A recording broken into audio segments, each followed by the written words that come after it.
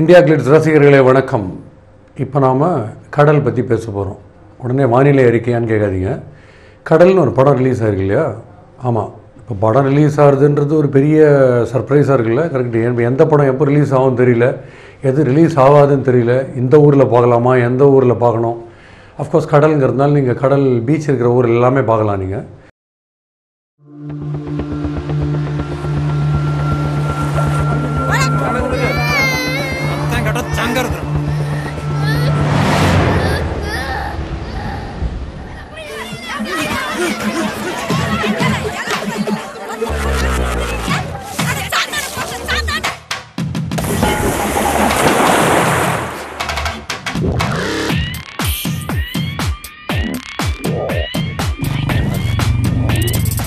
கடலுக்கு ரொம்ப பக்கத்தில் இருக்கிற ஒரு தியேட்டரில் தான் போய் பார்த்தேன் இந்த படம். சரி, இந்த கதை என்ன, தயவுசெய்து இந்த கதைக்கு வா அப்படின்னு நீங்கள் சொல்கிறது புரியுது. கண்டிப்பாக சொல்கிறேன், இல்லை கதை இருக்குது. மணிரத்னம் அப்படின்னாலே கண்டிப்பாக கதை இருக்கும். பட் கிட்டத்தட்ட எல்லா கதையும் ஒரே மாதிரி இருக்கும்.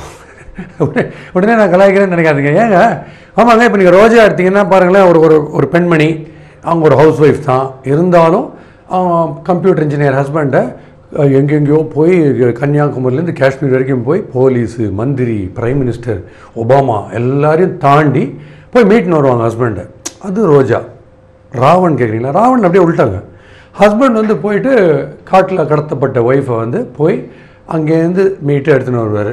ஸோ இது டிஃப்ரென்ஸு. இப்படி நிறைய படங்கள் இருக்குது. பட் இப்போ இந்த கடல் பட கதைக்கு நம்ம வருவோம். இது வந்து கடவுள், சாத்தான், இந்த மாதிரி விஷயங்கள்லாம் இருக்குது. காதல் இருக்குது. காதல் கடல் அளவுக்கு ஆழமான ஒரு விஷயம் அப்படிங்கிற ஒரு விஷயம் இருக்குது. புது முகங்கள் இருக்குது, நிறைய இருக்குது. நீங்கள் மணிரத்னம் படம் நிறைய பார்த்துருப்பீங்க. நான் ரொம்ப பெரிய ஃபேன். அதாவது நாயகன் படம், மணிரத்னம் டைரக்ட் பண்ண நாயகன் படத்தை வந்து ஒரு 10-15 தடவை பார்த்துருப்பேன். அந்த மாதிரி ஹார்ட் கோர் ஃபேன் மணிரத்னத்துக்கு. நாயகன், மௌனராகம், அலைபாயுதே, அக்னி நட்சத்திரம், எவ்வளவோ படங்கள் இருக்கு இல்லையா? அது எல்லாத்துலேயும் மணிரத்னத்தை நீங்கள் பார்க்கலாம். மணிரத்னத்துடைய படம். கடல் படத்தில் மணிரத்னத்தை பார்க்க முடியுதா அப்படின்னு கேட்டிங்கன்னா ஒரு சின்ன சஸ்பென்ஸ். அந்த படத்தில் அது மணிரத்னம் படம் தான் அப்படின்னு ஊர்ஜிதப்படுத்துகிற மாதிரி ஏதாவது இருந்ததுன்னா நீங்கள் எனக்கு கண்டிப்பாக எழுதி போடுங்க. இல்லை என்னை பார்க்கும்போது கண்டிப்பாக சொல்லுங்கள். நான் தேடி லென்ஸ் எல்லாம் வச்சு பார்த்தேன். எனக்கு அதில் தெரியல. மேபி கொஞ்சம் மக்கா இருக்கலாம். பட் நார்மலாக மணிரத்னம் வந்து யாருக்கு படம் எடுப்பார்? ஒரு ஆவரேஜான ஒரு ஃபிலிம் கோவருக்கா, ஒரு ஜீனியஸுக்கா, ஒன்றுமே தெரியாத ஒரு மக்குக்கு படம் எடுப்பாரா? யாருக்கு படம் எடுப்பார்? மாஸ் லெவலில் எல்லாருக்குமே புரிகிற மாதிரி தான் படம் எடுப்பார். பட் சம்டைம்ஸ் கொஞ்சம் எக்ஸ்பெரிமெண்ட்டுன்னு சில பேர் பண்ணுவாங்க. அந்த எக்ஸ்பெரிமெண்ட் தான் இப்போ கடலில் நடந்திருக்கு. நம்மளுக்குள்ள ஒரு ஆட்டம் அப்படியே நிற்குது. நானும் அதான் யோசிக்கிறேன், எந்த காயை நவத்தினா இந்த மாஜி ஃபாதரை மடக்கலாம்.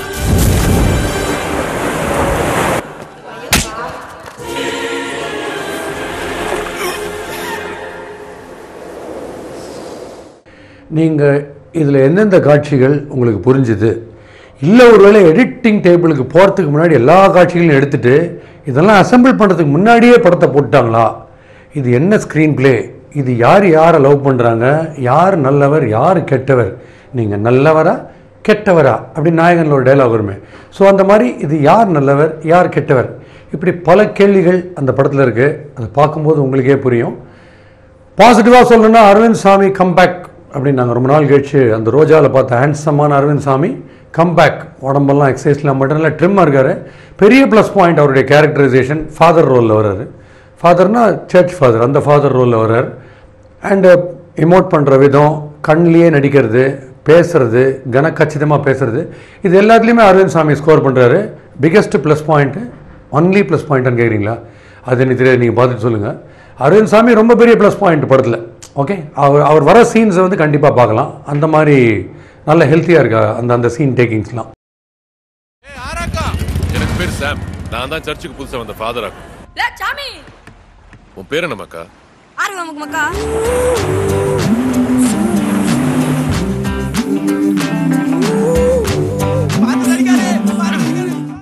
ஸோ மணிரத்னம் படம் அப்படின்னா அந்த சீன் டேக்கிங்ஸ், மேக்கிங்ஸ்லாம் பார்க்கும்போதே தெரியும். அது அழகாக ஃப்ளோ ஆகிற விதம், கதை. அதில் நீங்கள் கண்டிப்பாக சொல்லலாம் இட்ஸ் அ மணிரத்னம் ஃபிலிம் அப்படின்னு நீங்கள் கண்டிப்பாக சொல்லலாம். பட் இதில் வந்து கொஞ்சம் அலைபாயுதே, கொஞ்சம் பகல் நிலவு, கொஞ்சம் நாயகன், கொஞ்சம் அஞ்சலி, இப்படி கொஞ்சம் எல்லாத்துலேருந்தும் கொஞ்சம் கொஞ்சம் சீன்ஸ் நினைவுபடுத்துது. பட் பேசிக்காக அவருடைய படத்தில் வந்து கேரக்டரைசேஷன் செம்ம ஸ்ட்ராங்காக இருக்கும். நீங்கள் அக்னி நட்சத்திரம் எடுத்துட்டிங்கன்னா பிரபு கார்த்திக் பார்த்துருப்பீங்களா, தட்டால் இடிச்சுப்பாங்க, பயங்கர சவுண்டு வருமே, குறுக்க லைட்லாம் வரும், சன்லைட்லாம் வரும்ல, அந்த மாதிரி கேரக்டரைசேஷன். ஒரு வேல்நாயக்கர் தளபதியில் ரஜினி மம்முட்டி மழையில் ஆள் கொடை பிடிச்சி நிற்கிறது, அந்த டேர்ம்ஸ் பேசுறது. ஸோ இந்த மாதிரி கேரக்டரைசேஷன் ரொம்ப பவர்ஃபுல்லாக இருக்கும். ஒரு அஞ்சலி எடுத்தீங்கன்னா அந்த குழந்தை கேரக்டரோட நீங்கள் ஒன்றி போயிடுவீங்க. பட் கடல் படத்தில் நீங்கள் எந்த கேரக்டரோட ஒன்றி போகிறது அதுதான் பெரிய கொஸ்டின் மார்க். ஏன்னா எல்லாம் புதுமுகம். இப்போது ராதா, ஆக்டர் ராதாவோட பொண்ணு, ஆக்டர் கார்த்திகோட பையன், 2 பேர் புதுமுகம். அரவிந்த் சாமி கம்பேக், ஹீரோவாக இருக்கிற அர்ஜுன் இதில் வில்லன், இதில் வந்து சாத்தான்னு சொல்லிட்டு ஒரு வில்லனாக வர்றார். பல கேரக்டர்ஸ் இருக்காங்க அந்த ஊரில். வந்து நிறைய மீனவர் கம்யூனிட்டியில் சில பேர் இருக்காங்க, படகு ஓட்டுறதுல இருக்காங்க, நிறைய பேர் இருக்காங்க. ஏகப்பட்ட க்ரௌடு, தியேட்டர்லேயும் க்ரௌடு, ஸ்க்ரீன் உள்ளே பார்த்தா அங்கேயும் க்ரௌடு. எந்த இடத்துல ஜாஸ்தி க்ரௌடு? யார் நம்மளோட படம் பார்க்குறாங்க, நம்ம கூட சேர்ந்து படம் பார்க்குறது ஜாஸ்தியா, இல்லை அங்கே இருக்கிறவங்க வந்து ஸ்க்ரீன் வழியாக வந்து நம்மளோட படம் பார்க்குறாங்களா? ஒன்றுமே புரியல. இல்லை, பெரும் குழப்பமாக இருக்கு. ஏன்னா இப்போது தெரிஞ்ச கேரக்டர்ஸு, தெரிஞ்ச ஆர்டிஸ்ட் நடிக்கிறாங்க எல்லா ரோல்ஸ்லையும், நம்ம டக்குன்னு சொல்லலாம் இவர் தான், அவர் வரார் பற்றி அந்த சீனில், அவர் வந்துட்டு டெல்லி கணேஷ் வந்துட்டு இவர் போகிறார் பற்றி அப்படின்னு ஜென்ரலாக படங்களில் சொல்லுவோம்ல, அது மாதிரி இதில் சொல்ல முடியல. ஏன்னா யார் என்ன கேரக்டரைசேஷன் பண்ணுறாங்கன்னு தெரியல. ஸோ கேரக்டரைசேஷன் அளவில் வந்து ரொம்ப ஸ்ட்ராங்காக இல்லாதனால சப்ஜெக்ட் எடுப்படலை.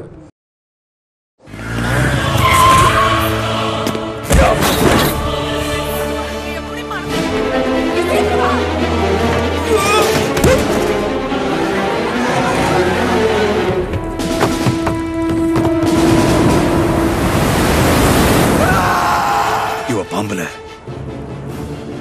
இவனை சுட்டு தள்ளணும், இல்ல பக்கத்தில் வச்சுட்டு உசாரா இருக்கணும்.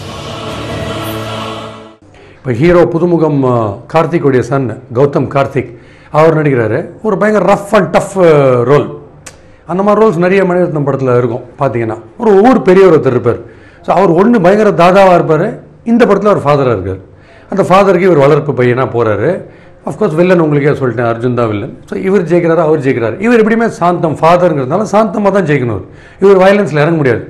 டுவர்ட்ஸ் கிளைமேக்ஸ் பார்த்தீங்கன்னா யார் வயலன்ஸில் இறங்குறாங்க, யார் நான் வயலன்ஸில் இறங்குறாங்க, யார் கடலில் இறங்குறாங்க, யார் குதிக்கிறாங்க, படத்துலேருந்து ஸ்க்ரீனை தாண்டி தேட்டருள்ள யார் குதிக்கிறாங்க, யார் நல்லவர், யார் கெட்டவர், யார் நார்மல், யார் அப்நார்மல், எதுவுமே புரியாமல் பக்கத்தில் யாராவது கேட்கலான்னு பார்த்தா பக்கத்தில் யாரும் இல்லை. சீட்டு நான் பாட்டுக்கு பிராண்டின்னு இருக்கேன். இந்த பக்கம் திரும்பி கேட்கலான்னு பார்த்தா ஒருத்தர் பயங்கரமாக கொரட்டை விட்டுன்னு இருக்காரு. அவர் எழுப்புறதுக்கு எனக்கு மனசு வரல. இப்போ கதையை யார்கிட்ட கேட்குறது? என்ன கேட்டால் படத்தில் ஒவ்வொரு சீனுமே போடும்போது ஃபர்ஸ்ட் ஆஃப் அந்த முதல் ஒரு பாதியில் படம் அப்படியே போயிட்டு செகண்ட் ஆஃப் யாராக கம்பேரிங் பண்ணினே வரலாம். என்ன நேர்களே இந்த காட்சியில் பார்க்குறீங்களே, இந்த பெயர் வைக்கிற காட்சி இருக்குது பாருங்கள், இவர் உண்மையான தகப்பனாரா இல்லையா அப்படிங்கிறது இந்த காட்சியில் உங்களுக்கு தெரியும், ஞான ஸ்நானம் காட்சி அப்படின்னு யாராவது எக்ஸ்பிளைன் பண்ணினே வந்தாங்கன்னா ஓஹோ இந்த காட்சிலாம் இதுதான் போல இருக்குது.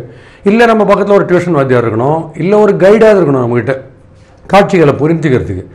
எதுவுமே புரியாத போது நம்ம என்ன பண்ண முடியும்? ரொம்ப கஷ்டமாக இருக்குது. அதாவது இவ்வளோ ப்ரில்லியண்ட்டான டேரக்டரு, இவ்வளோ சூப்பர் ஹிட்ஸ் கொடுத்துருக்காரு, இவ்வளோ பெரிய ஃபேனாக நான் அங்கே போயிட்டு கண்டிப்பாக இப்போ அதாவது எப்படி சொல்கிறது, உங்களுக்கு இன்றைக்கி உங்களுக்கு யாருன்னே பேர் தெரியாதுங்க.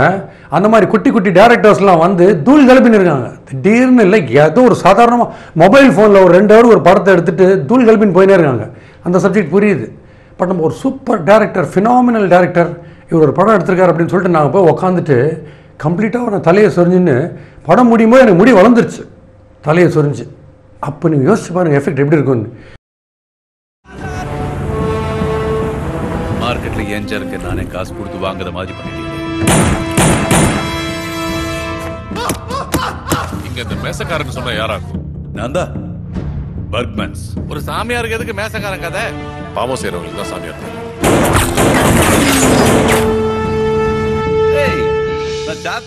இது என்ன கதைங்கிறது எனக்கு புரியல. நான் இன்னொரு 2 வாட்டி கூட பார்க்குறேன். பட் எனக்கு புரிஞ்சுட்டா எனக்கு ஒரு சந்தோஷம். புரிஞ்சிடணும் எப்படியா அந்த கதை.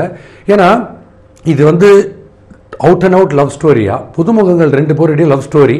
கடல் வாழ் மக்களில் இருக்கிற ஒருத்தர், அவருடைய ரவுடியாக சுற்றின்னு இருக்கிற ஒரு ஆள், அப்பா அம்மா பேர் அதை தெரியாது அப்படி இப்படிலாம் சொல்கிற மாதிரி ஒரு கேரக்டர். அந்த கேரக்டர் திடீர்னு ஒரு பெண் அடைக்கலம் கொடுப்பாங்க. உங்களுக்கே தெரியும், இந்த ஒரு பெண் வந்து இப்போ யார், ஒரு ஃபாதராக இருக்கட்டும், ஒரு இன்ஸ்பெக்டராக இருக்கட்டும், ஒரு டீச்சர், யார் வந்து அட்வைஸ் பண்ணாலும் அந்த ரவுடியாக இருக்கிற கேரக்டர் சினிமாவில் கேட்கவே மாட்டாங்க. ஒரே ஒரு பொண்ணு வந்து லைட்டாக அந்த விரலை அப்படி தொட்டுட்டு ஏன் இப்படி பண்ணுற அப்படின்னு ஆட்டோமேட்டிக்காக மாறிடுவாங்க. அதே கதை தான் இதுவும். நீர்ப்பறவை ஞாபகம் வருது அவங்களுக்கு. என்னால் எனக்கு டயர்ட் ஆகிடுச்சிங்க எனக்கு படம் பேர் சொல்லி. நீர்ப்பறவை படம் சமயத்தில் தாங்க எதுவும் எடுத்திருக்காங்க. ஐ திங்க் இந்த ரெண்டுத்துலேயும் சீன்ஸ் எல்லாம் கிட்டத்தட்ட ஒரே மாதிரி இருக்குன்னு கடல் பறவை அப்படின்னு வைக்கலாமா டைட்டில் அப்படின்னு யோசிச்சு, ஐயோ வேணாம், பறவை நிறைய வந்திருக்கு, படம் பறந்து போச்சு ஓடி போச்சு அப்படிங்கிற மாதிரிலாம் எதுவும் சொல்லக்கூடாதுன்றதுக்காக கடல் அப்படின்னு வச்சோடனே நம்ம பயங்கர ஆழம் அப்படின்னு நினச்சி நம்ம போகிறோம். பெண்ணின் மனசு மாதிரி கடலும் ஆழம் ரொம்ப ஆழமாக இருக்குது, எதுவுமே புரியல. ஸோ அதில் இப்போ எனக்கு என்னென்னா கன்ஃபியூஷன். ஸோ இது ஓகே, இது அவுட் அண்ட் அவுட் டைட்டானிக்கை தமிழில் எடுத்திருக்காரா, இது ஃபுல் லவ் ஸ்டோரி தமிழ்லையா, பாசிட்டிவ் ஆன் அட்வென்ச்சர் அப்படின்னு ஒரு ஷிப் ரெக்கு ஒரு படத்தில் காமிச்சாங்க. அந்த படம் மாதிரி இது ஷிப்பு கடல், இது பயங்கர டேக்கிங்ஸ் மேக்கிங்ஸோட அது இங்கிலீஷ் படத்துக்கு ஈக்குவலாக இல்லை 2 பேர் மோதுறாங்க.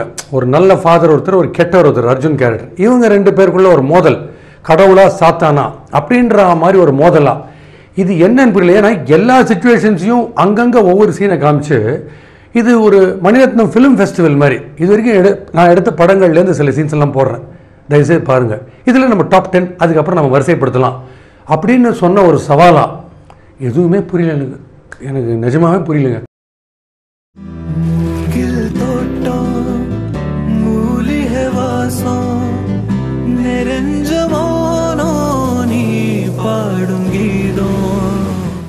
Coming to music, AR Rahman, Oscar award winning AR Rahman. அவர் தான் மியூசிக்கு.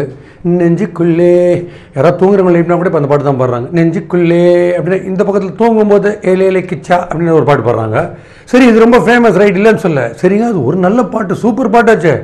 அந்த பாட்டிலேயே ஹீரோயினும் பேசினே இருக்காங்க.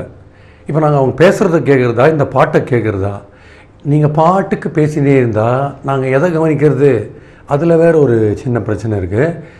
ராதாவுடைய டாட்டர், அவங்க தான் இந்த படத்துடைய ஹீரோயின்.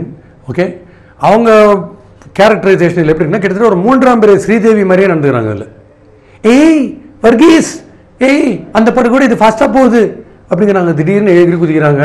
ஒரு சைக்கிளில் பார்த்து ஆச்சரியப்படுறாங்க. மரம் செடி கொடி வயல் எதை பார்த்தாலும் ஆச்சரியப்படுறாங்க கடைசி வரைக்கும். அவங்க தான் இவருக்கு லவ்வே புகுத்துறாங்க. பட் அந்த அளவுக்கு இது ஆழமாக இருக்கா? திடீர்னு செவரேறி குதிக்கிறாங்க. சைக்கிள் எடுத்துன்னு படகுள்ள வராங்க. இதை மொத்தமாக எடுத்துன்னு ஏதாவது ஃப்ளைட் உள்ள போவாங்களான்னு நினச்சேன். நல்ல வேலை அந்த மாதிரி சீன்லாம் இல்லை. ஏரியல் வியூவில் ஏதாவது ஒரு சீன்ஸ் இருக்குன்னு சொல்லிட்டு, பட் அந்த மாதிரியும் இல்லை. ஸோ இப்படி பல விஷயங்கள், அதாவது நம்ம ஒரு கிமிக்ஸ் பண்ணுறோன்னு சொல்லிட்டு எல்லா விதத்துலையும் புதுமை புதுமை புதுமைன்னு பண்ணிவிட்டு மெயினாக கதை ஒன்று இருக்குல்ல, கதை விட்டுறக்கூடாது. அரவிந்த் சாமிக்கு கம்பேக் ரைட்டு, ஆடியன்ஸும் நம்ம கம்பேக் வீட்டுக்கு அப்படின்னு சொல்கிற மாதிரி இருக்கக்கூடாது. ஏன்னா நம்ம உட்காந்து புரியணும், படம் என்னன்றது தெரியணும்.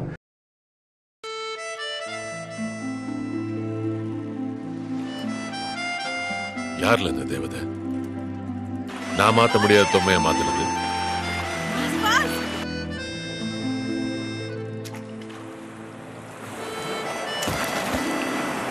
எனக்கு பிடிச்சிருக்கு.